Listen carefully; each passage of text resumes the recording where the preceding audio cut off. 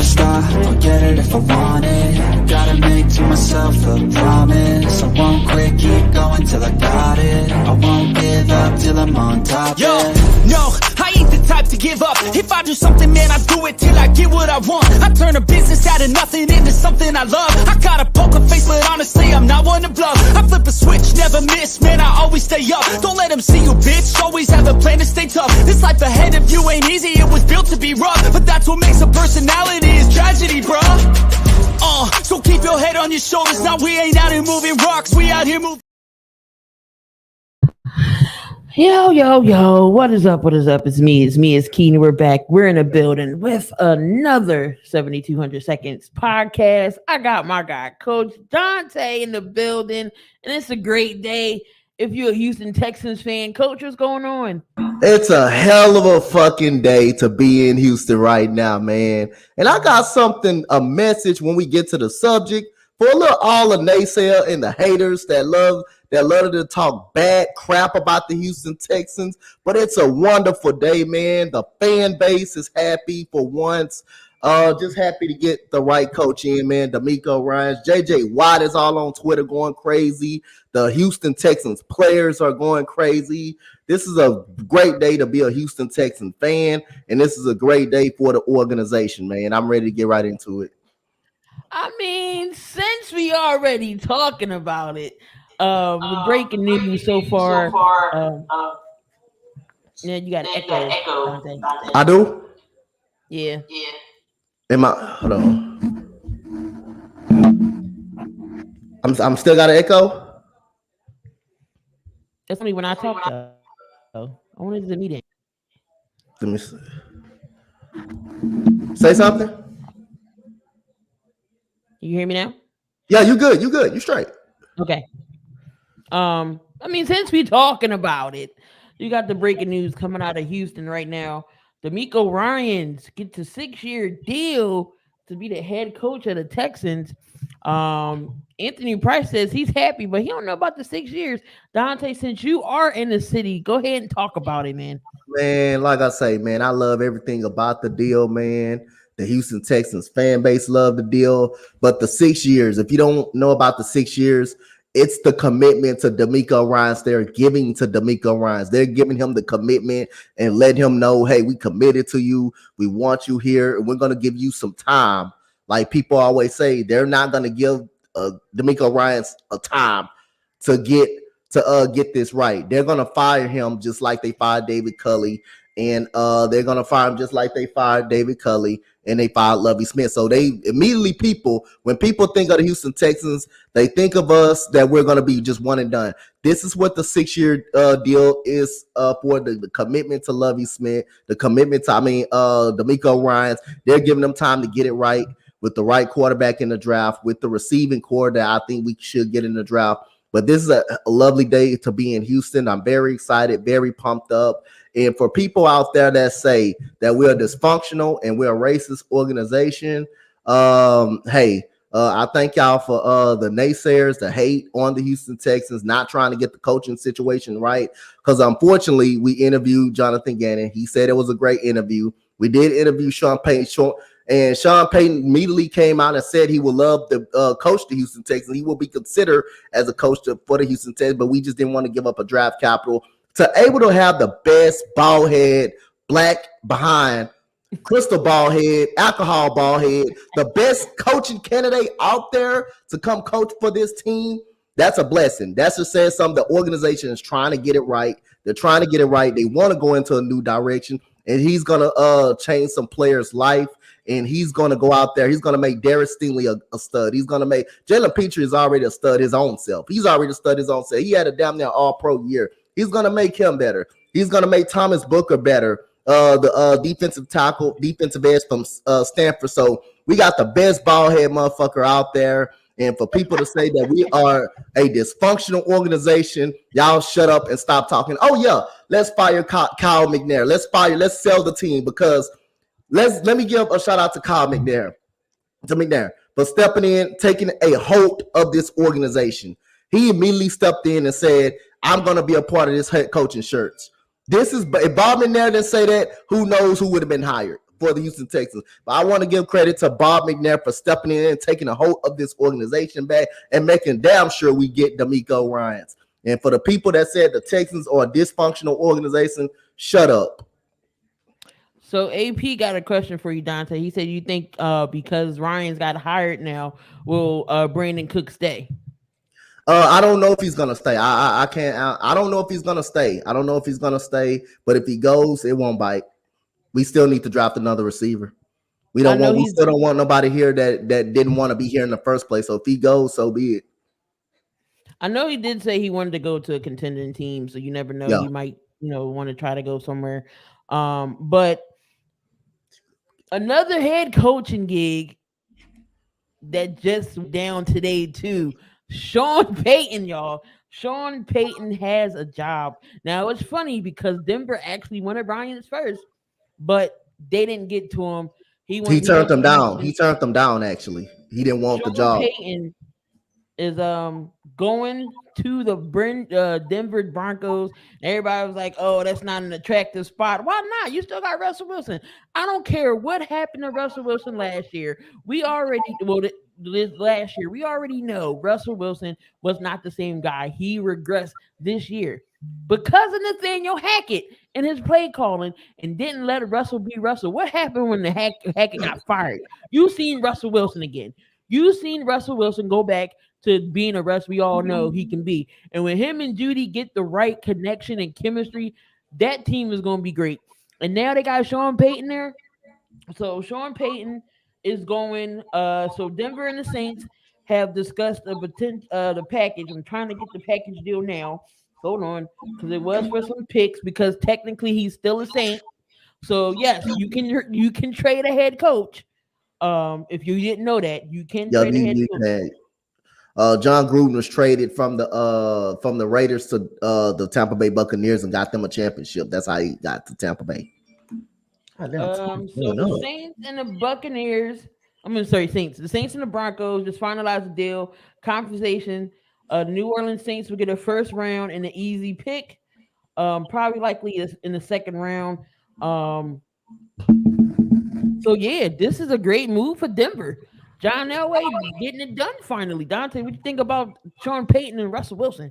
I think it's a great move for someone that's a very good offensive guru. I think it's a great move. I think it's going to help Russell Wilson out in his game. I think it's going to help this whole offense out. That defense was great again this year. Nathaniel Hackett is just a trash head coach. He's a good offensive coordinator. I believe that Nathaniel Hackett could be a good offensive coordinator. Before as head coaching, he doesn't need to be a head coach in this league. But this is a great move, even though they did have to give up some draft capital to get him, and the Texans didn't want to do that, give up no draft capital to get Sean Payton. I believe it's still the right moves for a team like Denver, who was desperate basically to get a head coach in there. And this was a bad head coaching hire from the start with Nathaniel Hackett. He showed you literally the first game that he wasn't gonna he's not a head coach. He's showing you all season long with his terrible offensive play call, his terrible clock management.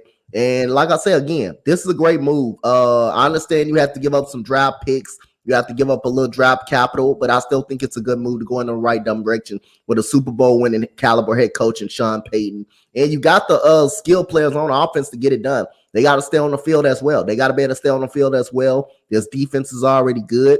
So we'll see where it goes from now. But this is a solid hire. I like the hire about Denver, even though Payton maybe not was their first option because they wanted in on D'Amico Ryans, and D'Amico Ryans said no because he was going to take the Houston Texans head coaching job. So again, they went back, they doubled back and went to Sean Payton, and Sean Payton definitely accepted the offer. But I like the move getting Sean Payton. So let me tell y'all what Denver has been secretly trying to do.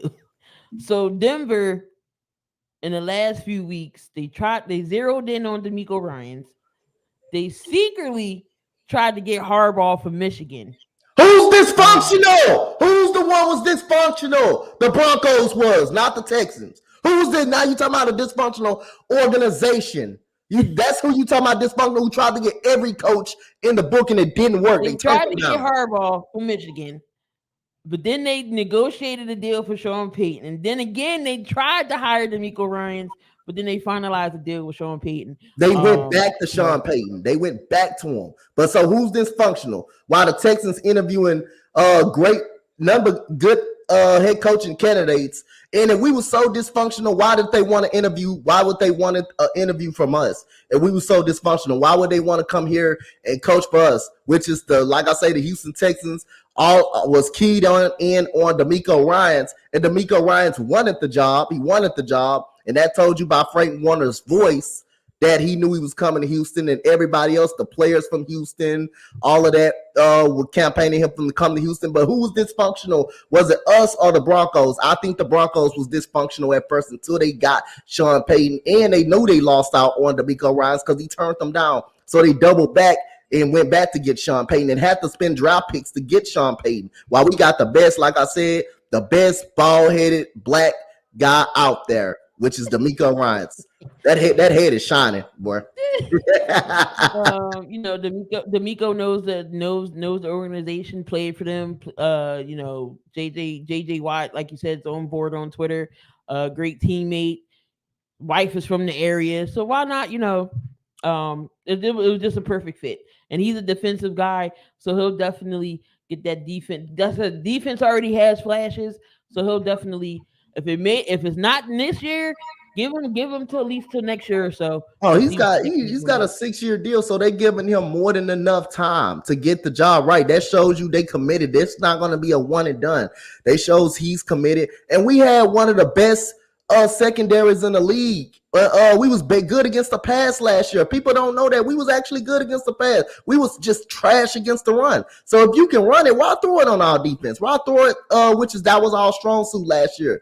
Why throw the ball if you can automatic run? And that was what was killing us. They could run the ball on us. It wasn't easy to pass. It wasn't easy to pass. We played great against the pass last year. It was just a run game. We couldn't stop the run, and we had bad quarterback play. You did say if the offense was able to score over 20 points, you could have won more games than y'all. Yes, y'all played teams close. I'm not even gonna hold you. We only got blowed out at least once. We only got blowed out at least once or twice throughout that whole season. Every game else was close. The Eagles game was a close game until Davis Mills threw the interception. The Cowboys game, the coaching gave that game away at the goal line. Cowboys should have lost that game. We should have beat Denver. KC, Davis Mills fumbled the damn ball while we had the ball in overtime. So we was in the game, and we got talented guys on defense. And we just we get another, which is we gonna get another quarterback in and get another receiver. We probably can make some noise next season with DeMeco Ryans taking control of that defense. Now we're interested to see who's gonna be on the coaching staff now. Yeah, that's gonna be coming. You're gonna be hearing that coming up probably next couple of days or so. But since DeMeco Ryans is now gone from the San Francisco 49ers, this always happens to San Fran and the defensive coordinators. Robert Saleh, you saw what happened to him. He had the defense locked down in the 49ers. What happened to him? He went to the Jets. And slowly but surely, it's turning the Jets organization around. They went from being the laughing stock. I mean, they kind of still is with Zach Wilson there, but you've seen flashes, you've seen improvement. They're just a quarterback away. Their defense isn't bad. So you see what Robert Saleh is doing with the Jets. Now, another defensive coordinator is gone, and he's a head coach.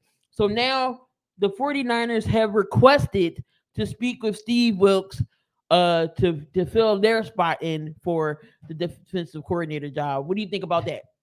I think it's a solid hire. I think it's an okay hire. I really thought Steve Wilks should have got the head coaching job in Carolina. I thought he should have actually stayed the head coach there.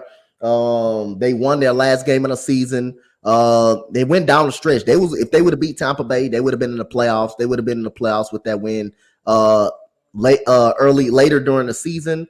But I thought he should have. I think this is a good hire. Again, Steve Wilks has done a phenomenal job with the Carolina Panthers organization. They're talking to him. Oh yeah, so I think it will be. I think it will be a solid hire. But I thought he should have still been the head coach of Carolina, because what he did with that team after their previous head coach got fired, I just thought the players respected him really, really good. The team started responding better. DJ Moore started getting his touches. You saw a better Sam Darnold. as well. So I thought he should have actually got the head coaching job there. But I think it will be a solid hire, but we'll see what happens from there. And ain't Indianapolis the only team that don't have a head coach right now? No, it's the Colts and Arizona. Yeah, but we are dysfunctional. The Texans are the dysfunctional organization. Them two can't even get a head coach right now. But yeah, the Texans are organization and racism. Yeah, keep that in y'all back pocket, people. All right, so Frank Wright, you already know he got signed to Carolina. Now, you know Frank Wright is a quarterback's coach or a quarterback type of coach. He was a quarterback himself. He wants the franchise quarterback. I forget what pick does Carolina have. What is it? I know they're in the top 10. Is it the third pick? I think it's the third pick, right? I think they got the third. My bad, man. My bad, Chad. My phone blowing up. That's Twitter. That's my Texas people on Twitter. They're really excited about this move right here. But yeah, I think they got third though. I think they got the third pick. Check here. NFL draft order. So I know it is. I know it's the. I know they're Okay, the Colts got fourth. I think Arizona got the third pick. Let me see. Hold on. I'm gonna check. Hold on, I got it. You got it? Okay. Carolina is okay, they're 9. Okay. Arizona 9. Okay. Carolina is 9. And Frank Wright already said that he wants to draft a franchise quarterback. Knowing that he wants a QB and knowing that Chicago has the number 1 pick and they don't need a quarterback, do you see them trading up that far to get no franchise, to get a quarterback? No, I don't think they're gonna trade up to get a quarterback. I don't think they trade up to get a quarterback. I think they end up picking someone on the defensive side of the ball, probably on the defensive line for defensive line purposes. I think just because Kyler Murray is out with an ACL injury, I still don't think they're going to get a quarterback. Now the Panthers, they're going to get a quarter. I think the Panthers are Carolina. We're not talking about Arizona. Okay. I think you were talking about Arizona. I think Carolina jump up and get a quarterback. I think it's already kind of been known they go up and get a quarterback. The rumor is out there that they will jump up. They main focus is the quarterback situation, which telling you they're not that high on Sam Darnold. They're not high on their quarterback situation, even though Matt Correa was hurt.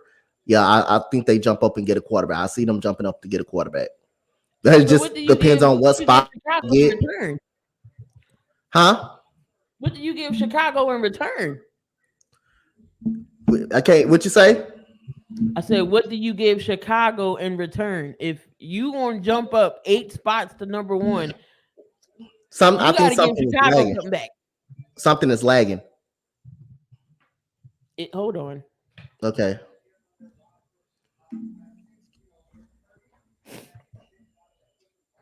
Is it my internet? Is it me?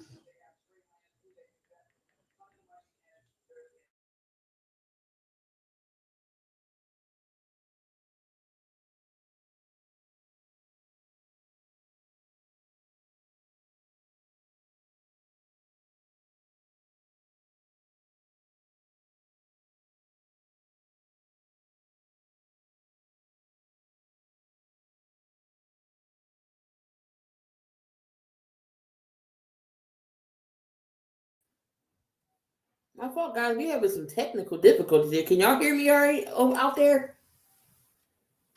Am I good until Dante comes back? But yeah. So what does Chicago? What is Chicago going to give back? What is Carolina going to give back in return if they want to trade Chicago for number 1? Who do they trade? So you got to get somebody in return. I know they said Brian Burns is off the table. They want to build their defense around Brian Burns, and Chicago needs defense. So if you want to jump up to the number 1 spot, Carolina, I'll trade you your number 1 for Brian Burns. There you go. That's a fair trade to me. So Chicago needs defense. They don't need a quarterback. I'll give you number one spot. You give me Brian Burns. That's a fair trade. You need a quarterback. You're going to take on a number one. Give me Brian Burns. Am I wrong? Tell me if I'm wrong. Tell me if that's fair or not. Oh, yeah, DJ Moore. That's another one. Knowing that Chicago needs a receiver. DJ Moore with Justin Fields, that's fair too. But you got if you want to trade a number one, you got to give me something in return. DJ Moore, Brian Burns, I can see DJ Moore. That'll be pretty good. That'll be good, pretty good. Carolina does have draft capital. No problem. No, that's definitely something that Frank Reich is going to look into. And the Carolina organization, because Sam Darnold absolutely stinks. They already said they want to draft a QB. So I would see no problem with it. They're not trading anymore. That's true. Never know. He was on the trading blocks last year, though. I don't think they give up a player. They have draft capital, or they may not even move up to get to number one. We'll see. I highly doubt a quarterback will be there at number 9, not unless they get Will Levis or somebody like that. Even Levis might be gone before then. The Colts might take Levis. So I don't know any top tier quarterbacks that's going to be there in the first round. Levis, we all know Bryce Young and CJ might be going. The Colts might take CJ. Who knows? They got a lot. That's right. They did get a lot for Christian McCaffrey. So yeah, but definitely Frank Reich is he's gonna change that organization around too. Just give him time. Give him some more weapons. I know they had Laviska Shenault. They got DJ Moore. The running back was pretty solid. I like their running tandem they had. Chuba Hubbard.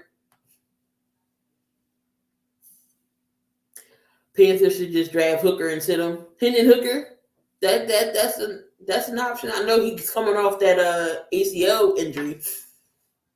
So yeah, that could be some options for Carolina. So Sean Payton was Denver's third choice. Actually, they tried to get D'Amico Ryans multiple times. They even flew to meet Harbaugh. And they end up pivoting with So Peyton wasn't even their first choice. Do you see Tennessee? I think Tennessee might draft another quarterback. Malik Willis totally isn't going as well as planned. Tannehill either, in my opinion. But as we wait for coach, let's talk about Kellen Moore. Kellen Moore gets fired from the Cowboys, which was every Cowboy fan that I know, Christmas. That was their Christmas. Kellen Moore to get fired. Kellen Moore no longer is in the unemployment line because he is now with the Chargers. He's over there with the Chargers. And Justin Herbert, do y'all think? I think that Kellen Moore might actually be well over there with Justin Herbert. I think he'll do better than he did with the Cowboys. He likes running the ball. Well, he don't like running the ball, but you got Justin Herbert and Austin Eckler. I think he's going to dial up some good plays, especially for this Chargers offense. Got Mike Williams, got Keenan Allen. You still got some good receivers over there. Let's see what he does over there in Houston. I mean, not in Houston, in the Chargers in LA. So this might be a good move. Now, Cowboys fans, if he does better than he did with y'all, I'm going to laugh. That's going to be hilarious. I wonder who gets the head coaching job. Arizona, I know. Arizona Colts. But I got my guy in the background. We got Ian. What's going on? Nothing much. And again, y'all, we live on the Sports Empire Network as well. So we just talking about the different coaches and everything that got signed. What do you think about these hirings? Since you're the Denver guy, what do you think about the Sean Payton hiring?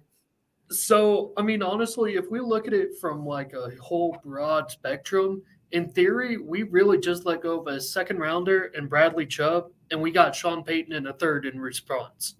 So, I mean, if we look at it that way, it looks like a great trade. It just took 4 or 5 trades to get to this point, which is what I personally think a lot of people are upset about because I'm seeing Twitter go halfway happy, halfway upset because they wanted D'Amico Ryans. And I can understand that. But there's also conflicting reports that apparently Denver went behind Ryan's back to talk to Harbaugh again, and he didn't like it. But I'm also seeing reports that Denver hasn't been talking to D'Amico Ryans or his agent in about a week now. So it's really hard to say where it's gone. But honestly, I think we got the guy that personally is going to be the best fit for Russell Wilson. And given the changes and everything, I feel like he's probably the best coach with the most expertise that could fill in that role the best. And I think D'Amico Ryans is a perfect fit for Houston, being a former player there, being a voice of the locker room, being a former captain there. I don't see why anybody would be upset with either of those hires, personally. Definitely. And we already, coaching already expressed how, he's ecstatic about it. He's a defensive guy. Texans defense wasn't that bad. It was just their offense that couldn't get going. So definitely. What do you think about Frank Reich in Carolina possibly moving the draft to get a quarterback? So with Carolina, personally, I kind of feel like Steve Wilkes kind of got shafted because of everything that had gone on beforehand, and for them to still be within a game or two of making the playoffs, I personally feel like he deserved the spot. But Frank Reich is a solid coach. He's a great offensive mind, and I think if Carolina is going to move up, they are going to have to do it pretty quick because I know C.J. Stroud and Bryce Young, they're going to go somewhere in the top 5. But I do also know that Indianapolis, they're sitting there at 4. I would not be surprised if they send a haul to Chicago just to jump ahead of Houston to go get the quarterback that Houston probably wants. So, but I mean, Carolina, I feel like at this point they need to go get somebody. I mean, I understand you guys just drafted Matt Corral not too long ago, but he's been injury prone. And Sam Darnold simply isn't the answer. We saw that Baker Mayfield clearly wasn't as he got shipped out maybe after 6 weeks. So that just wasn't working. So I think all in all, I mean, I would think quarterback's got to be the way to go, whether it be the draft or in free agency. But I personally do think that Steve Wilkes, I think he got shafted. I really do. I really wish that he would have gotten a chance to stay, but I saw that he was getting some defensive coordinator opportunities elsewhere. So, I mean, I really hope that he finds himself into a good landing spot. He deserves it. Well, he's interviewing for the 49ers job. Yeah. I mean, it'd be a solid, I would say probably close to a parallel move as far as defensive minds go. Because obviously D'Amico being a former player, but Steve Wilkes, he's shown multiple teams on multiple levels that he's been able to lead a defense. So, I mean, if San Francisco can make that work, I don't see any fall off coming from the San Francisco defense anytime soon. Yeah, no, that just shows you how good that organization is when it comes to defense. Because you seen Robert Saleh get a job out. He turned the Jets around a little bit. Now you're about to see D'Amico Ryans, see what he can do with Houston, and now possibly Steve Wilkes can get a coaching, a defensive head coaching gig. Kellen Moore finds a job. He gets fired and then he goes to the Chargers. Good or bad move? So I think it's honestly going to be the best move that the Chargers could have made given the situation. But I also think that Kellen Moore probably got hired a lot quicker than others because of who he knows rather than just what kind of success that he had. Now, to be fair, Dallas has had success. He had a great run for the 7 seasons that they were there, but they were saying it's time. So now I'm just kind of curious how Dallas plans to fill that and make that spot better.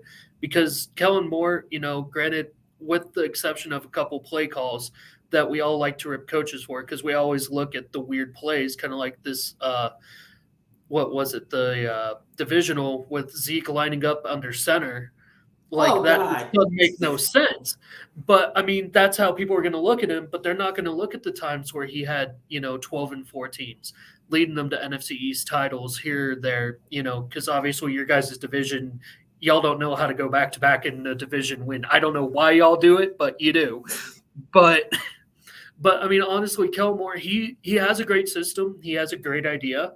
And I think putting him with new talent with Justin Herbert, who I think is a much better quarterback than Dak Prescott straight up, I think you're also getting a lot more weapons. And I feel like that could actually be a pretty solid opportunity for him. Give it a couple of years, see what they could do. Maybe they can pass Kansas City in efficiency and offense. Don't know if they'll pass them as far as record goes.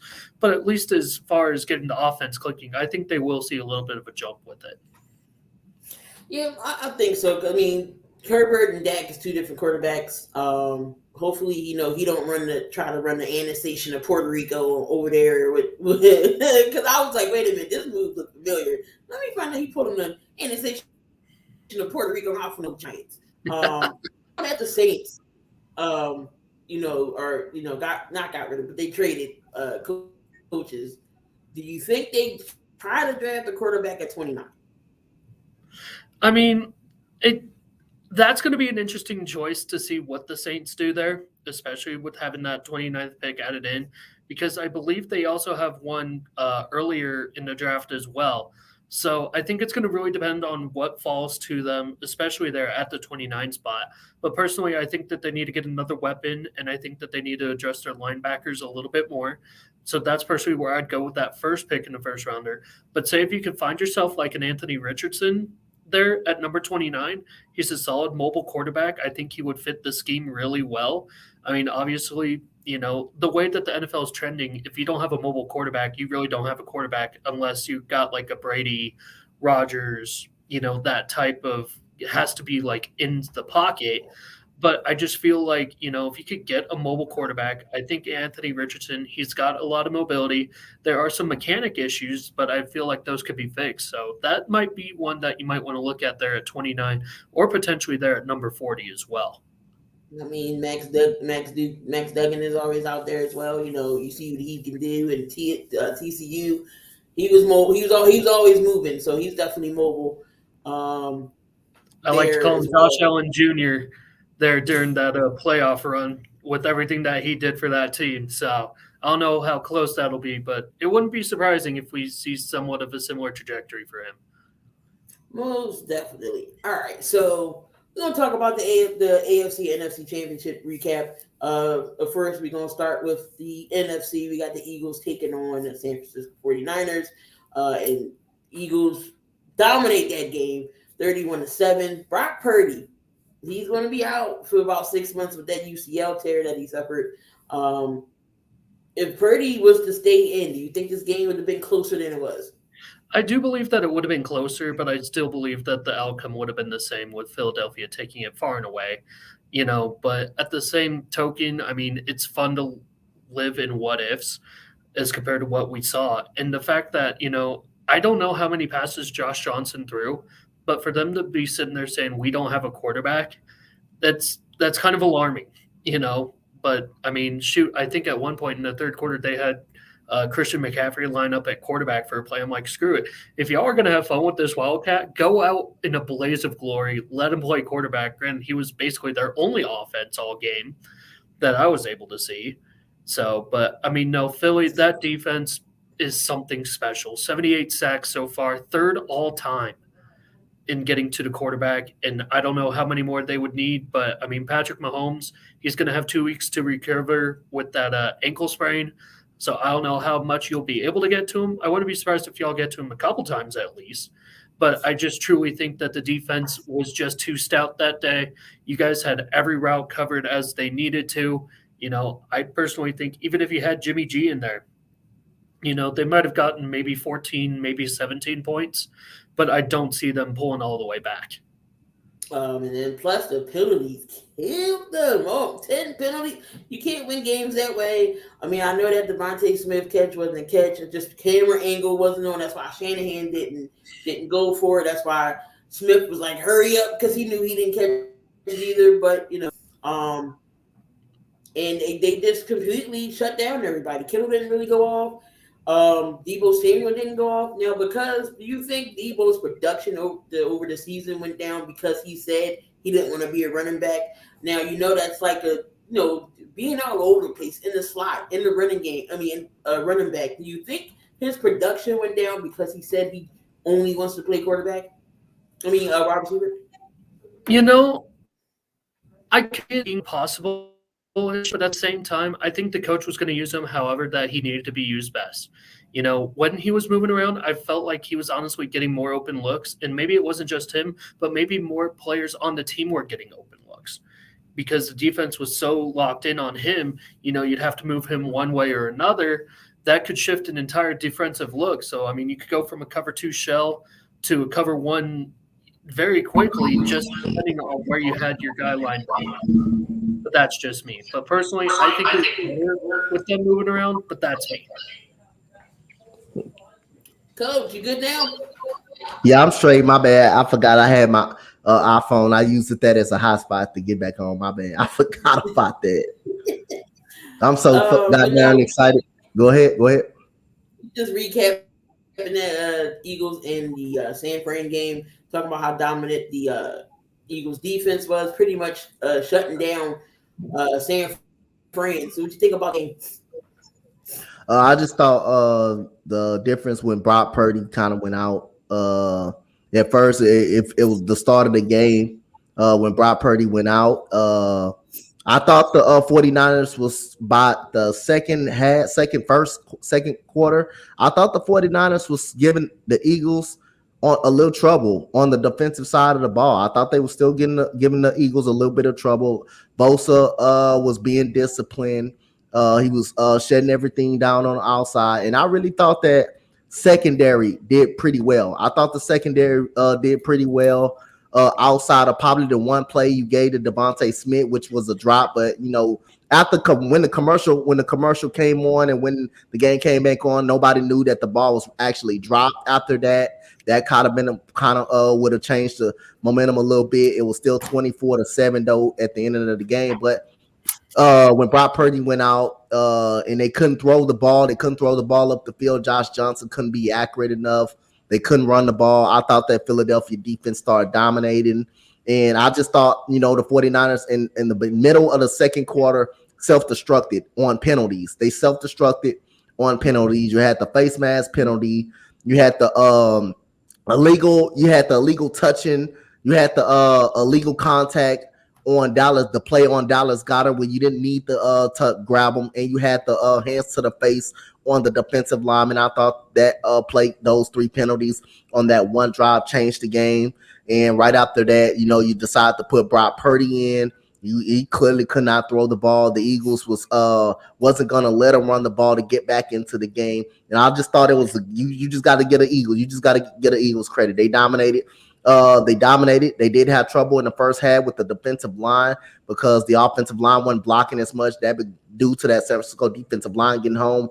But as the game went on and on, the Eagles offensive line starting to wear down that defensive line for that front seven for the San Francisco, because they have to get back on the field because the San Francisco offense could not do anything. It wasn't like the Eagles offense didn't play great. They didn't play great at all. It was just San Francisco kept getting 3 and outs. They kept getting 3 and outs, and that wore down the defense. So at the end of the day, the defense was on the field too much, and the Eagles, once they went seek blood, they go for it. They start running the ball with Gainwell, Miles Sanders, Jalen Hurts, and it wore down the San Francisco defense, 49ers defense. It wore them down. And they definitely couldn't stop them after that.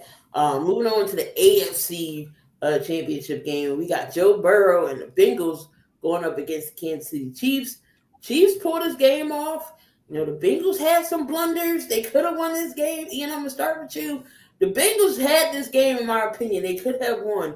That costly flag at the end is what killed them. Talk about this game. Yeah, no, honestly, you're right. I mean, the Asai penalty there at the end did absolutely deflate them. But, I would feel remiss if I didn't bring up the whole reffing situation, because it is alarming when you have analysts hired by the NFL to be your senior leaders in news and everything of that nature saying that this game was rigged, that there were a bunch of missed calls, things of that nature. And then earlier I was seeing a tweet saying that Ron Torbert, who was the head official, is now under investigation because his brother placed a massive bet on Kansas City, and he was the head officiant in the game. So I don't know how true that is. I'm still looking into that. But if that's true, that could be huge as well. But I do think Cincinnati, at times, they do feel like, they were in control. I really thought, with about 2.5 minutes to go, if different play calls had been called right about when they were about at the 40 or so, I really feel like y'all could have kept the ball out of Mahomes' hands. We don't have a situation where it's on the linebacker hitting Mahomes a couple seconds too late. But I mean, it's just a bunch of little things that added up. I feel like there was missed opportunities on both sides of the ball. But you're absolutely right. Cincinnati took it to them. I really did think that this was going to be a 3-point game, 23-20, Cincinnati there with about 4 minutes to go. And, obviously the play happens. And here we are talking about the Andy Reid Bowl or the Kelsey Bowl or whatever bowl you want to talk about. So, but that's my thoughts on it. Think about this Chiefs and Bengals game. Did the Bengals shoot themselves in the foot? Yeah, I thought they shot themselves in the foot plenty of times in this game. You go back to the 2 interceptions. The first one with Joe Burrow threw. You look at the second one when it was actually tipped up in the air. But I didn't think that counted. That was a pass interference penalty, so they did actually begin that interception back. But the first interception, you thought that killed them. And then the personal foul penalty. It was the holding penalty on Eli Apple that definitely killed them. In a big turning point in the game. And Patrick Mahomes, mobility. It was a play that he threw touchdown that he threw to Valdez Scantling, where he immediately escaped up out the pocket and threw it in between 2 Cincinnati defenders right in a perfect spot. That play kind of made a difference. There were several plays that made a difference in the game. Pretty much for the Chiefs to win this game. The defense got a lot of pressure on Joe Burrow. Joe Burrow was getting beat up. getting beat up in the pocket consistently, man. And again, man, you just got to get a credit to the Kansas City Chiefs, Chris Jones, Nick Bolton, Trent McDuffie. That secondary did a pretty much a very good job outside of the great catch by T. Higgins. That was just a great catch by T. Higgins. Nothing you can do about that. That was just a player going up, wanting the football more. But Kansas City Chiefs defense kind of frustrated the Cincinnati Bengals offense pretty much, and the offensive line was just getting taken to school by Chris Jones and his defensive front. So you just got to give credit to Kansas City. This was a solid ball game. Joe Burrow was able to bounce back, take some shots like he did against Tennessee, but obviously those shots kind of wore down on him, and that costly penalty, kind of killed them, sealed pretty much the deal. Yeah, most definitely. But it's going to be the Andy Reid Bowl going up against his former team. We got the Kelsey brothers going at it. 2 African American quarterbacks. I mean, this is a history game in itself. We're not going to go too far in depth because I want to save that maybe for next week or closer to when the Super Bowl comes. But y'all predictions now. Who y'all got? Oh, God. If I got to pick right now, Philly by 4. I think it's going to be I think it's going to be 27-23 Philly if I had to pick right now. I have to go Philly. 28-24 Philadelphia by a touchdown. Yeah, I think it's going to be close. It's going to come down to it. I honestly think that the Eagles defense can get to Mahomes. I really think they can. I know they have a good offensive line. Mahomes don't get sacked that much, but they haven't seen the defense like the Eagles. So I mean, we'll see. And then vice versa. We got a good offensive line. See how their defensive line is against our offensive line. It's definitely going to be special. Definitely going to be a good game to see. There's rumors. Don't know if it's true or not, but Aaron Rodgers possibly could be on the move. I know he was talking to Pat McAfee about it. Do y'all see Aaron Rodgers going anywhere? I think if the Packers were smart, they would make the move sooner rather than later. I feel like at this point, what your ceiling is with Aaron Rodgers. I also feel like you could try to save yourself $50 million in cap space by moving Aaron Rodgers.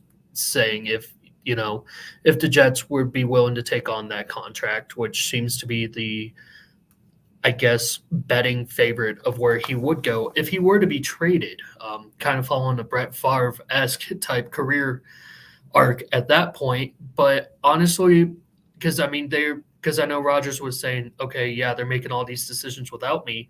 Well, that's their job. They're going to do what's best for the team long term. So personally, I think, if you can move Rodgers and that other team's able to eat that entire contract, you're freeing up about $50 million that you can use in cap space. You got to see what Jordan Love is at this point. He's been sitting behind Rodgers for so long. When he came in, he actually looked semi-efficient. I'm not saying that he's going to be the next Aaron Rodgers, but at least he looked serviceable. And that's pretty dang good for an NFL quarterback nowadays. So, you do that, you shore up the O-line a little bit. Maybe you sign Lazard to that wide receiver 1 contract. Maybe go get a solid number 2, fix a couple of little holes on the Packers deep. But again, that $50 million comes in big time, especially when free agency comes around. Because without that $50 million, Packers are just going to stay the same as where they are right now. Thanks. Coach? I think is over. I think Alan Lazard won't return to the Packers. He already admitted right after the Detroit game he's not going back to the Green Bay Packers. So that's a receiver they're going to lose right there. And like Ian said, if you're smart enough, you let Aaron Rodgers go. You figure out what Jordan Love is. And it's safe to say Jordan Love, if they decide to keep Aaron Rodgers next offseason, I'm axing out, man. I don't want my career wasted as a backup, not getting the opportunity to play on the football field and see what I could do. If I'm Jordan Love and they are keeping Aaron Rodgers a part of this organization, I'm gonna ask out. I will actually ask out, but it's the right move. It's the right move to make. Let him go to somewhere where he has an opportunity of winning. I wouldn't say it's the Jets, but I think he will consider going there. Probably, the Raiders. The Raiders will have an opportunity, to get him. I think that's another team that could really get a quarterback because, again, or you're sold on Jarrett Stidham being there, even though he's been in Josh McDaniel's system pretty much his career. Are you really sold on him being a starting quarterback in the league? But we still see. But the right move is to get Aaron Rodgers up out of there and see what Jordan Love has on this team. Yeah, like Jordan, Brett Favre came in. Brett Favre was there, and Rodgers sat behind him 4 or 5 years. Now roles is reversed. Aaron Rodgers is in. You sit Jordan Love. You move up to get a Jordan Love. So why not see what Jordan Love do? Because he didn't do bad when he was out there. He didn't do that bad.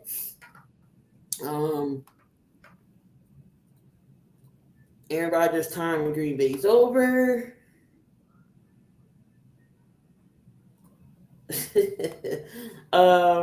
Yeah, most definitely. So we got 3 big questions facing with the Chargers. I think since the offseason is coming, we're gonna pick divisions to see what needs to be done and moving forward. So we're gonna start with the AFC West division.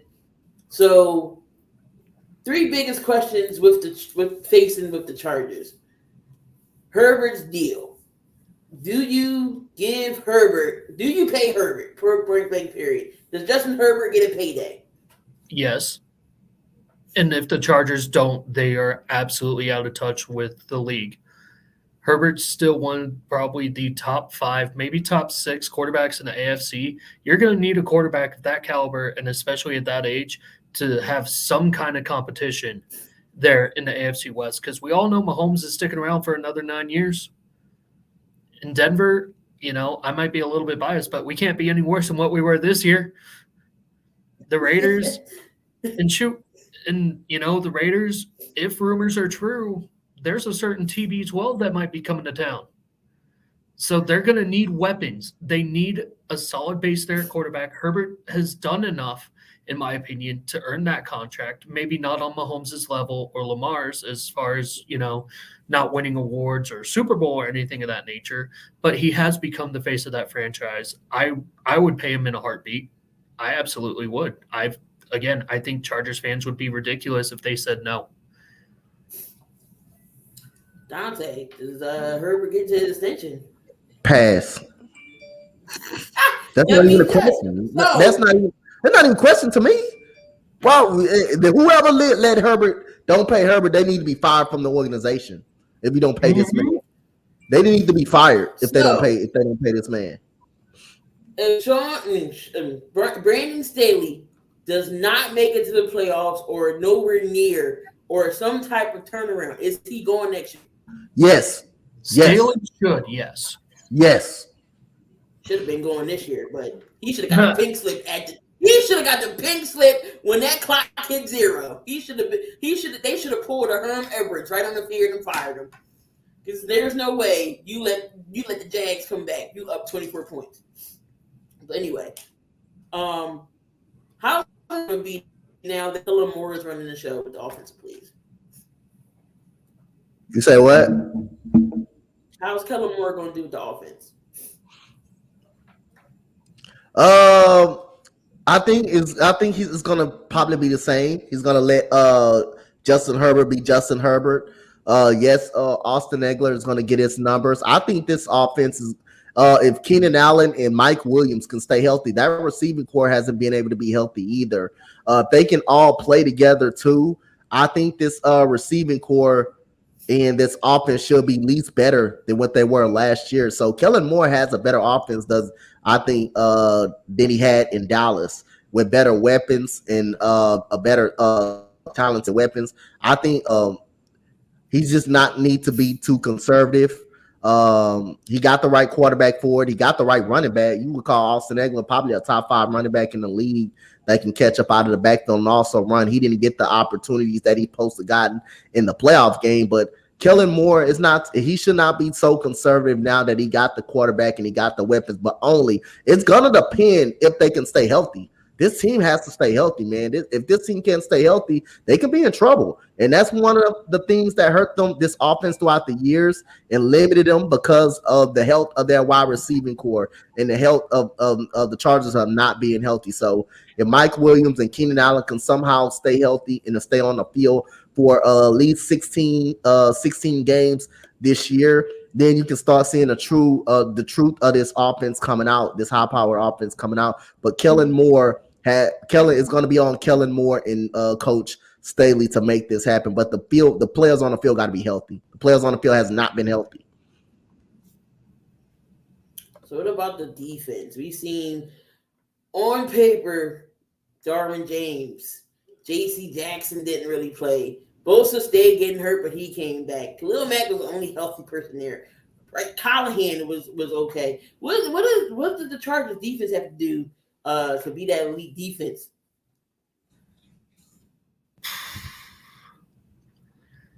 I guess not get injured. I mean, I really don't know how the Chargers have gotten to where they are as far as defensively, whether it be through their issues with staying healthy or whatever they may be. I don't know. I don't know, but I feel like injuries are the only thing holding them back. Oh, yeah. Recording? I think, like I say, other than like Ian said, the injuries. But one thing I do think something is going on. And I told my little brother Slay this. I think something is going on with J.C. Jackson. I'm trying to tell y'all, I don't think J.C. Jackson outside of New England may be that good, maybe that guy. He may be an okay player, but he may not be that guy after Luke leaving New England. Now New England, they don't play. I don't think they play a lot of man-to-man. I think they play zone coverage. They play more of zone coverage a lot. I don't think they play a lot of man-to-man. But times I know J.C. Jackson was hurt, but I'm not gonna say just because he's hurt. He was still on the field playing football against the Kansas City Chiefs, and he got burnt a couple of times. So the games that he has played, he didn't look good. I don't want to hear nothing about an injury because guess what? He still was on the field. He still was playing football. Now, if you're playing football, that's no excuse if you're still out there. So I done seen sometimes this year he didn't look vulnerable, and he may not be who he is. But he's gonna be. I'm not saying he's a trash player, but he's okay. But he may not be that stud that everybody thinking because we know how New England plays the defensive side of the ball. We know how they play. Marcus Jones was good. Jack Johnson was good. But we'll see. We'll see. But I think that defense, they got to stay healthy. They have to stay on the field. They have to stay on. This team, it has to stay on the field. This team does not stay healthy a lot. They sure enough don't. And we all know Jake. You know, he's a diehard Charger fan. So we'll see what the Chargers are going to do. We talked about the Broncos a little bit earlier with the head Sean Payton and what he possibly could do. We talked about the defense. We all know what Kansas City can do. They in the dang on Super Bowl. But let's go to these Raiders. What do they do at quarterback? Because they didn't put out there that they want to trade Carr. So far, we don't got nothing. Does Carr come back? Do they keep him? Do they trade him off? What do they do at the quarterback situation? Well, Carr's already come out and said that he's done as a Raider. They sent him home with 2 weeks to go, even though they were still in the playoff hunt. He's done. He's done in Vegas. So, you know, any team that goes out and signs him, they're getting a great quarterback. I'd say probably a top 10, 12 quarterback in the league. You know, obviously solid decision maker. But again, you know, the Raiders, they're going to need a quarterback. I keep bringing it back around, TB12. You know, that seems to be the hot spot for him. But beyond that, I mean, I really don't even know who's going to be coming up in this quarterback class that you could really slot in there that's really going to be worth anything that is similar value to what Derek Carr was to that squad. Unless you go get TB12, or you can magically afford Aaron Rodgers on top of that Devontae Adams contract that you just gave him as well. So, and I don't mean to cut this short, but I do have to get to my show now. So, but it was good seeing you guys. No problem. Hopefully I'll hop in later, all right? Thanks, Ian, for hopping at you. Of course. You know, Raider Nation is going to have a fit because Ern is already having a fit if Tom Brady comes to Vegas. Dante, what do they do with this? What do they do to the quarterback situation? Well, since Derek Carr is gone and they openly admitted that Derek Carr is gone, is Jarrett Stidham the answer? I don't know. TB12, I don't know if he's going to be the answer, even though you still got Devontae Adams out, but it will be another quarterback in that first round that people will gamble on. That is Anthony Richardson, the quarterback out of Florida. He's going to be a quarterback that's going to be picked in the first round. And here's some strange things about Will Levis not playing in the Senior Bowl, or because of a broken foot or something, broken toe or something like that. I'm hearing all that stuff on Twitter and stuff that's going pretty much going on. But Jimmy Garoppolo could be an option. That's another option too, since he is not going to probably be in San Francisco any longer. But it's a lot of question marks will still be going on with that quarterback situation. And I know Raiders fans is having a fit. And my boy Ern, like you say, I told y'all Raiders fans, he called it from day one. Josh McDaniel was always give Ern credit.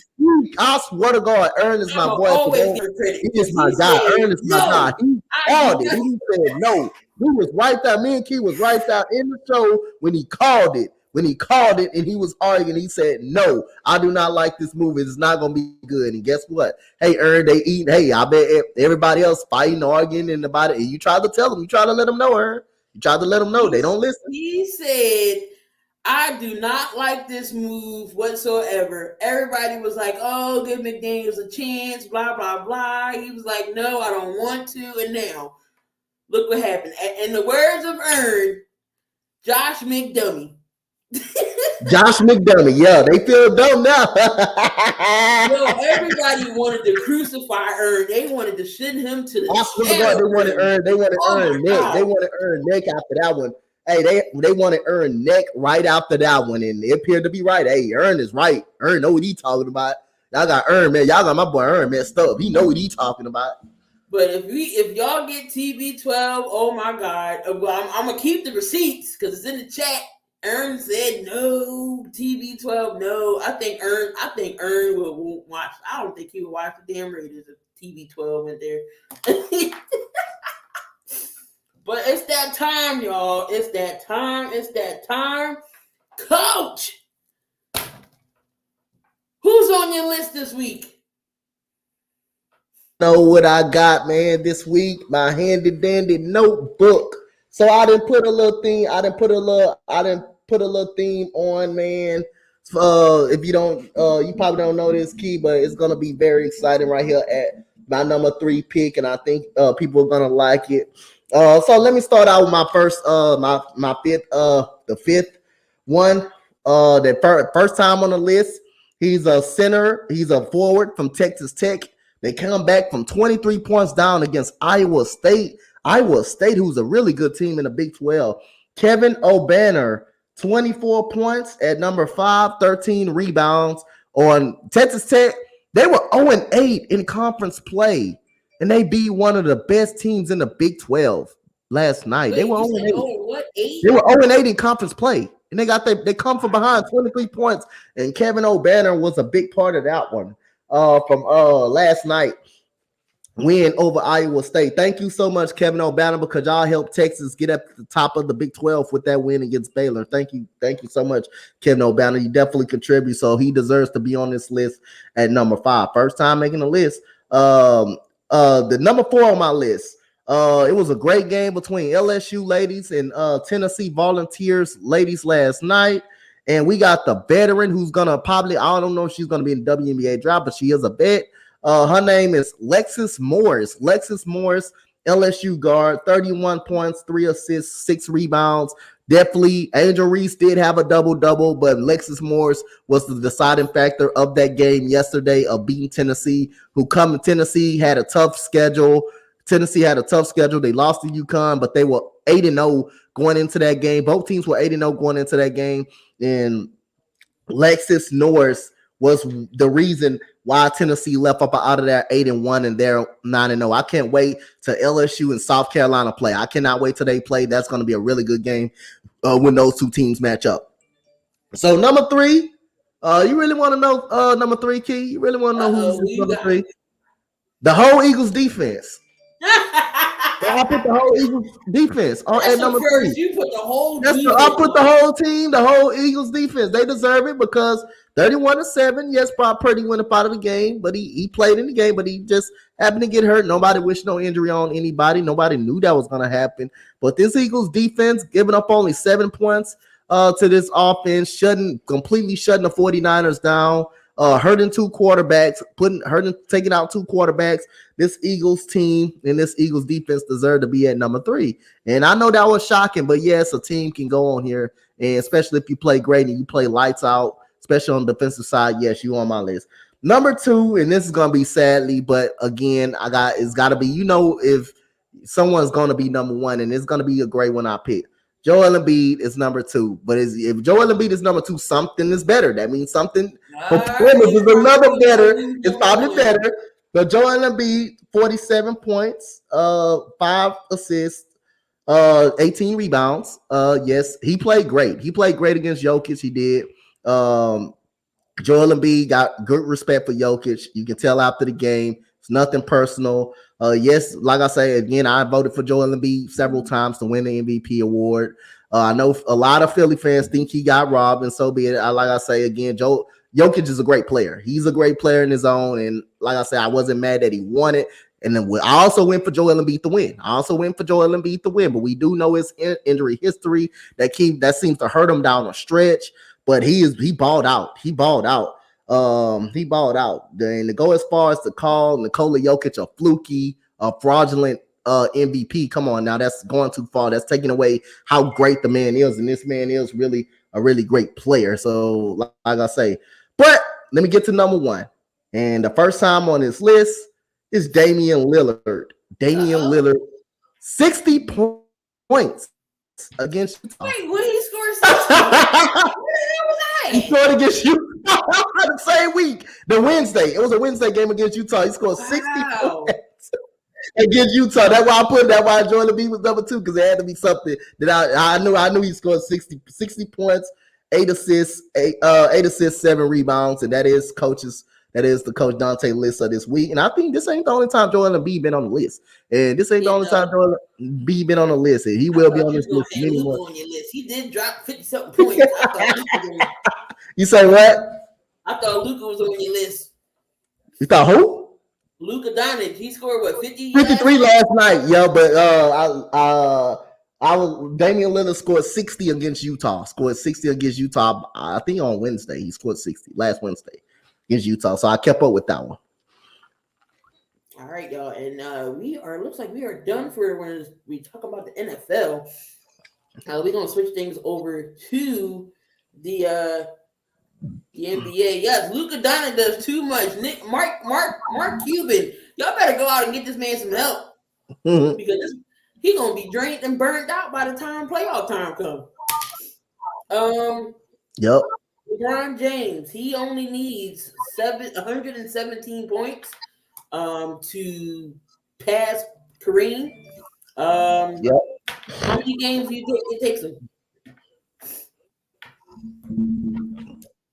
How many games he got left? How many games he got left?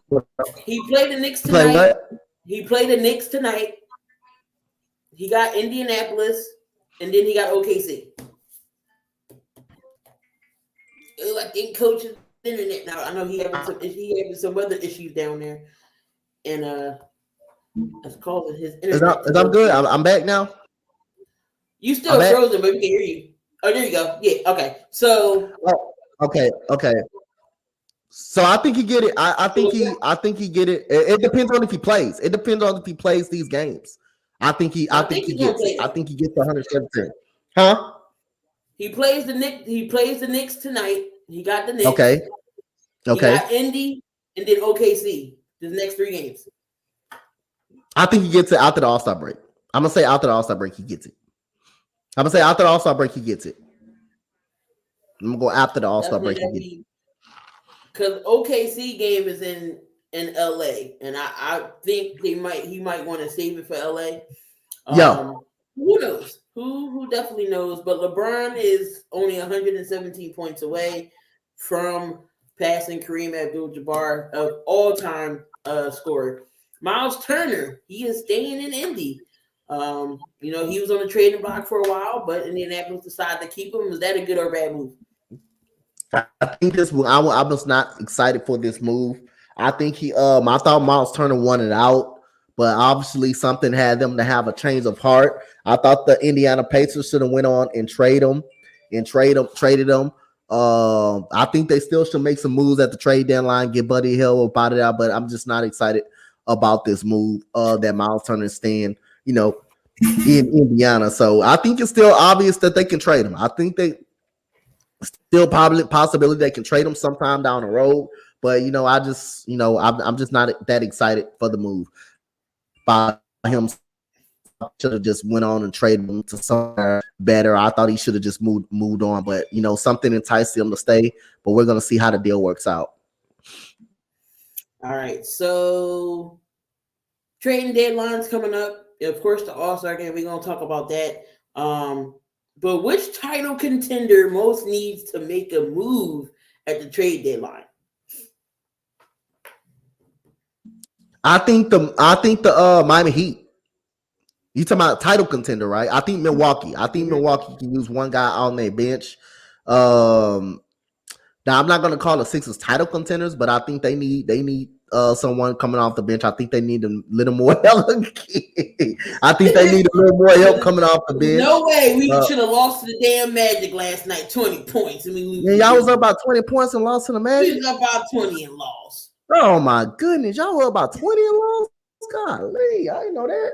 I think Denver could be an option. They need some help off the bench. I think there's a lot of title contender teams that can come out that need some help. And I think Jay Crowder is going to get moved to a title contender. I really think he's going to get moved to title contender. Rumors that he was talking that the Milwaukee Bucks trying to get him. That would be a huge move if they get him. I think Eric Gordon is going to be out there. I'd gladly take him over PJ Tucker. I think at least he can. At least he can do something. At least he can go out there and give you something. Give you something instead of going 10 straight games in a row without scoring a damn basketball or shooting a basketball. But I think Eric Gordon. I get why PJ Tucker is here, but to pay him $33 million for 3 years. Damn. Terrible, Maury. Which team can be in the playoffs if the right trade happens? So a team needs somebody to put them over the hump to get them into the playoffs. Who would that be? Miami. I think Miami. If the right move happens, I think Miami can be in the playoffs. I just love Miami. I just love the culture that they got set. I think they probably one move away from being a dangerous squad again. Even though, they're not having the best of year, but they still could be a dangerous squad, especially in the playoff hunt and in the 7-game series. Definitely. Should the Lakers go all in and trade the 2027 and 2029 first round pick to get somebody for this year?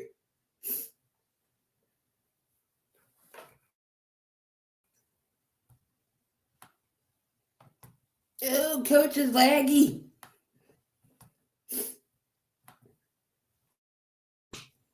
You guys think the Lakers should move on to 82? Oh, okay, you back. Should the Lakers risk it all? I don't think they should move it because they're nowhere close to winning a championship. They're not close to winning a championship. So I don't think they should move it. I think they should keep their picks. If they were close to winning a championship and they needed one piece away to the winning a championship, then I'll move it. I'll probably consider moving, but they're nowhere close to winning a championship. So no. You think Old Mob said, do you think the Lakers should move on from AD? They should consider it. I don't know about moving on. I think they should consider it, but I don't know about moving on. But yeah, I would say no. They're not close to winning a championship. They're not close to winning a championship. So will any big names be traded before the deadline? For the Lakers?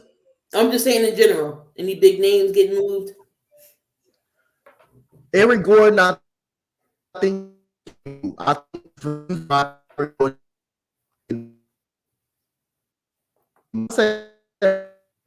gonna say OG and OB. I think it's a strong. I think you say what? Nobody care about Eric Gordon. He like pushing 40. Hey, he can help out a title contending team though. He can help out a championship contending team. He can definitely come off that bench, still put it up, put the basketball in the basket. But I say Pastor Siakam and OG Anunoby. I will say those two could possibly get moved. Those are the big things that could possibly be moved. All right, so let's talk about the All-Star game here. The All-Star game, they're going to pick the players the exact same day of the All-Star game, which is really weird, different.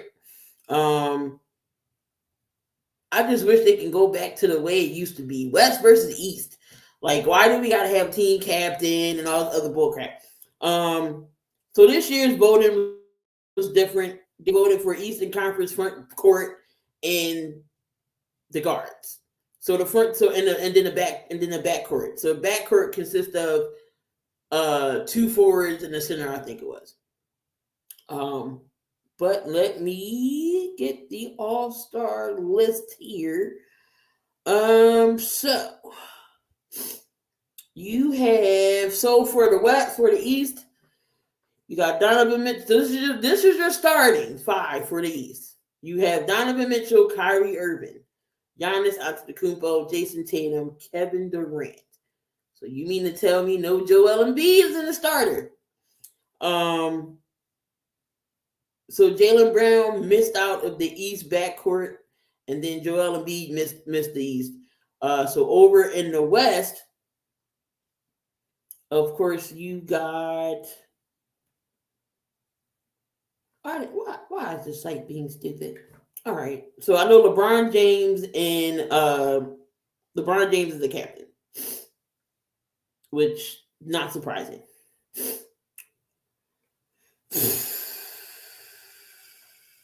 Where is this list at? Of course, I had the list and it disappeared. All right, starters. Here we go. All right, here we go. NBA.com. Here we go. All right, so starting for the West, Stephen Curry, Luka Doncic, LeBron James, Jokic, and Zion Williamson is for the West. Now, for the voting, you had for your front court was LeBron, Jokic, Anthony Davis, Zion Williamson, Andrew Wiggins, Paul George, Larry Marketing, Draymond Green, and Kayvon Looney.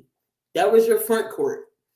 Your guards were Steph, Luka, Ja Morant, SGA, Klay Thompson, Russell Westbrook, Damian Lillard, De'Aaron Fox, Austin Reeves. Y'all voted Austin Reeves into the into the All-Star game, and Devin Booker. So the three groups consisted of 50% of the fans, 25% was players, and 25% came from the panel, media panel. So over in the East, you got Giannis, KD, Tatum, Embiid, Jimmy Butler, Siakam, Kyle Kuzma, Pablo Pincheiro, Julius Randle, and Nick Claxton. Then you got Kyrie Irving, Donovan Mitchell, Jaylen Brown, James Harden, Trae Young, DeMar DeRozan, LaMelo Ball, Halliburton, Derrick Rose, and Darius Garland. Who got snubbed out this list? Who got snubbed? Who didn't make it? Ain't that list one more goddamn time? I don't think Austin Reeves should have been in this list. That's just my opinion. Mitchell, Irvin, Brown, Harden, Trae Young, DeRozan, LaMelo Ball, Tyler Halliburton. Y'all put Derrick Rose in the All-Star game, and Darius Garland. Darius Garland got snubbed. No, he's in it. Oh, he's in it? So the people that you named are out, right? No, they in. Okay. So who got snubbed? Who got snubbed up out of that? That's what you're saying. Yeah. Who should be on this list that's not on this list? So Joel Embiid on the list, right? He's on the list, but he's not a starter. He's a reserve. Okay. Which is blasphemous for me. Who got snubbed off the list? Man, Zion ain't on the list. Yeah, he's a starter. Okay, he's a starter. You got the list of people who didn't make it? Yeah, I'm about to hold on. We about to do this. Yeah.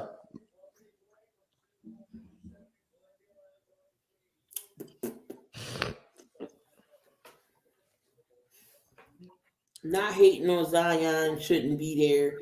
In my opinion, he missed too many games. All right, so who got snubbed from the All-Star game? So, well, Joel Embiid didn't get snubbed. He's just not a starter. He's just not a starter. He's in the All-Star game, but he's just not a starter. Sabonis. Okay. Who else? I mean, did Shea make it? Did Shea make it? Yeah, he made it. Oh, he better. I'm about to say. I think Sabonis and Marketing is some good choices. I think they should have made a case to be in the All-Star game. Marketing's on the list. Sabonis isn't. Oh, so Sabonis, I don't know how he keep getting snubbed, man. He's a double type of guy. Sabonis is a double type of guy. He should have got in. He should have been in the All-Star game. He should have got in. So let's see. Halliburton's in. SGA's in. Zion's in. Sabonis, he's not even in. Marketing's in. Joel didn't start, which I think is blasphemous. How you not start? But y'all want to put him over KD. It's okay.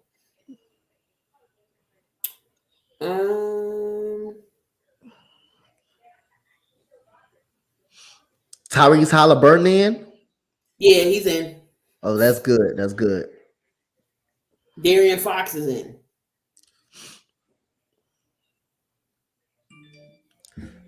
So Devin Booker is in, right? Booker's in. Or is he Booker's not? in. Okay. Y'all got Kyrie starting now? James, look, Harden even. Harden even made the All-Star. All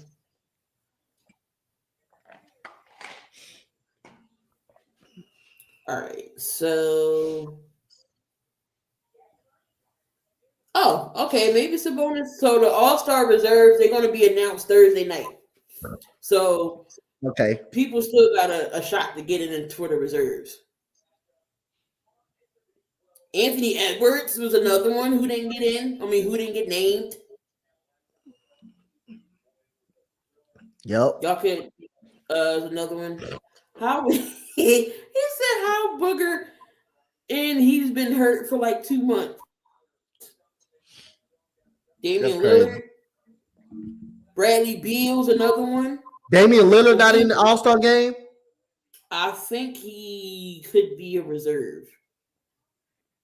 But they're gonna announce the reserves on Thursday. But Bam Adebayo, that's another one. He could possibly get it. He wasn't there. Jalen Brunson. Yeah, I think he's worthy of getting in the All-Star game. I think he should be in. I think he should be a reserve. It's just so weird seeing Joel Embiid as a reserve.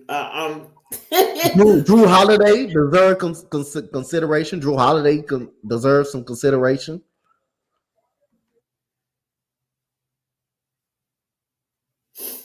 All right, so there's your All-Star list. It's going to be interesting. That's all I'm saying. You already know ain't going to be no defense being played. Ain't going to be no type of defense being played. We're going to talk about a little bit of college, but this is coming from basketball, football as well. Before we wrap things up here, because we're on the Sports Empire Network, and at 7:00, the Big Three podcast is coming on. So Dante, talk about Purdue being the best in the country for the men's right now. Hey man, they're a great team, man. Purdue is an awesome team. They got one of the best centers in the nation in Zach Edey. They got a good guard play. They have good guard play as well. They're the best team in the country right now, but I wouldn't pick them to go far in the tournament because they always lose a Sweet 16-ish type of range. But they're a good team, man. They deserve to be number one. They got great guard play, but they are led by Zach Edey, a great center as well. What's good, Ronnie G? And Aaliyah Boston, we all know how dominant she is in South Carolina. But she has one more year of eligibility. She could stay or she can leave. If she stays, how would this benefit her? That's a question. She don't need to stay. She need to come out now. She needs to come out now. Come on, man. This would be like you would be playing college kids. You're be grown playing college kids. You already grown as you is. But come on now, Leah Boston, make the right decision and go to the WNBA, where you probably be the first overall pick in the draft.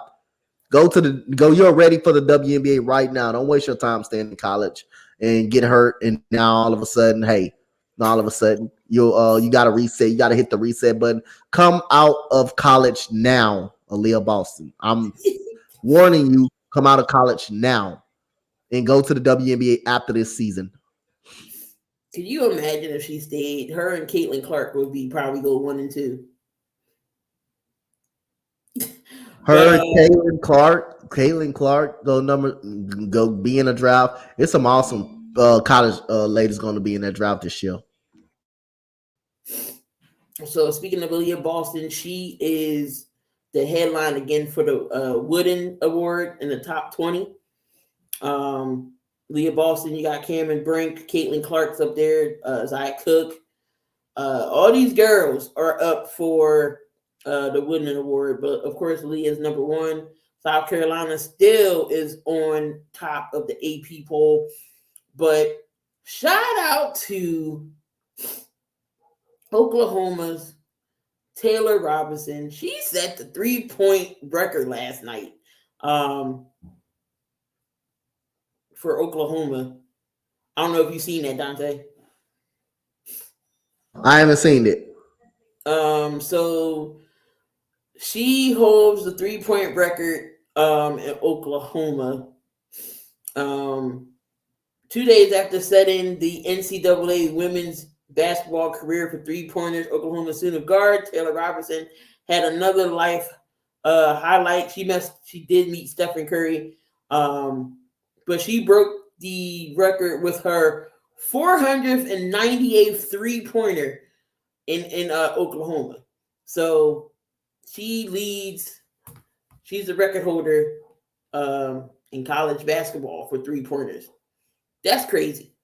That's crazy. That's crazy good. That's crazy good right there. That is crazy. That is legit right there. That is goddamn legit right there, man.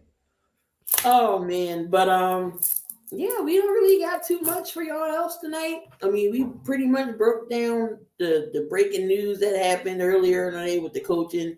Arizona and the Colts are the only teams left who doesn't have a coach, but we'll see who they're going to get. I don't know if the Colts is going to get Jeff Saturday, if they want him back. Yeah, it definitely should be interesting. What is coming up? I ain't got nothing going on this weekend. I ain't got nothing going on. Well, you know, Coach always got something going on. He's always doing some type of play-by-play with something. But you got anything else to say before we get on out of here, Coach? I'm happy that we got our head coach. We got our head coach, D'Amico Ryan's been some good news, in the NFL, and it's just been even we got the Super Bowl coming up. It's getting hotter and hotter in the NFL season. Trade deadline coming up for the NBA. We still got free agency going on in the WNBA as well. So we have a lot of news. Candace Parker went to the Aces. Yep. Candace Parker went to the Aces. Brianna Stewart could be going to the Liberty with her and Courtney Vandersloot. Watch out for there. Watch out for them two. Them two been trying. I think them two been trying to play together as well. So watch out for Courtney Vandersloot and Brianna Stewart. Where if it's in Seattle or somewhere else, I think those two gonna pair up somewhere else. But yeah, man, it's an interesting week going on, and like I say, shout out to everybody, the supporters that's coming out to watch us, me and Key. We on the 45th episode, man. We 5 more episodes away from the 50 mark. Hey, we halfway, man. We halfway there. We are halfway there. Yeah, maybe at the milestone, we might give out some 7,200 or something like that. But it's been a long journey. We almost there, halfway there. But there you have it, guys. Another show is in the books. For myself, Key, Coach Dante, as always, here. Appreciate each and every one of y'all in the chat. Definitely, we love y'all. We appreciate y'all. Y'all hold us down. Again, we love interacting with y'all. Come back next Tuesday for another episode of 700 Seconds. And see who's number one on Coach's list. Who's going to take Damian Lillard's spot? Who's going to take the spot? But we see y'all. Love, peace, and hair grease. Don't do nothing I wouldn't do. If you're going to do it, make sure you do it safely. We're going to get on out of here. Peace.